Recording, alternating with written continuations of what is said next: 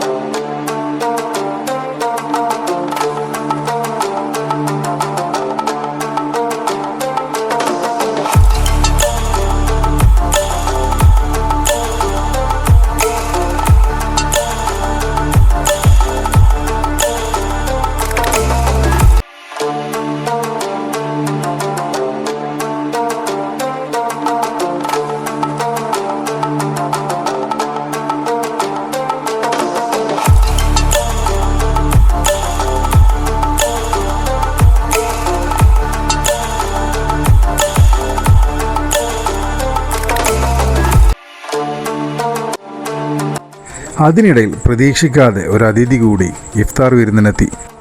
ഏറുമാടം കൃഷിക്കൂട്ടത്തിന് വിഷരഹിത തണ്ണിമത്തൻ ഉൽപ്പാദിപ്പിക്കുന്നതിന് വേണ്ടിയുള്ള വിത്ത് നൽകിയ തമിഴ്നാട് സ്വദേശികളായ 2 പേർ.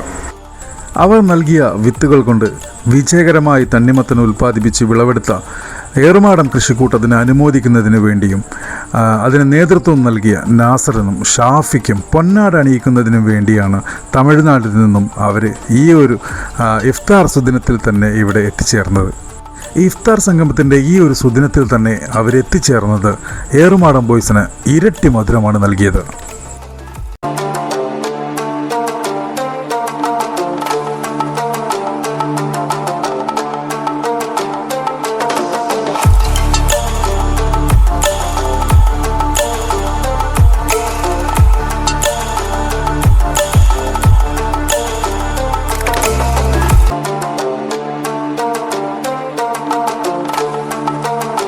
അപ്പോൾ നമ്മുടെ ഈ ഒരു കുഞ്ഞു വീഡിയോ എല്ലാവർക്കും ഇഷ്ടമായി എന്ന് തന്നെ പ്രതീക്ഷിക്കുന്നു. അപ്പോൾ വീഡിയോ ലൈക്ക് ചെയ്യുക. ആദ്യമായിട്ടാണ് നമ്മുടെ ചാനലിലെ വീഡിയോ കാണുന്നതെങ്കിൽ സബ്സ്ക്രൈബ് ചെയ്ത് കൂടെ സഹകരിക്കുക. പ്രവാസികളായിട്ടുള്ള നമ്മൾക്ക് ഒരുപാട് സുഹൃത്തുക്കൾ ഈ ഒരു കാഴ്ച കാണാൻ കാത്തിരിക്കുന്നവരുണ്ട്. അവരിലേക്കൊക്കെ തന്നെ ഈ വീഡിയോ ഷെയർ ചെയ്ത് സഹകരിക്കുക. തുടർന്നും ഇത്തരം വീഡിയോകൾ നമ്മുടെ ചാനലിൽ വരുന്നതാണ്. അപ്പോൾ നോട്ടിഫിക്കേഷൻ കൂടി അനേബിൾ ആക്കി വെക്കാം.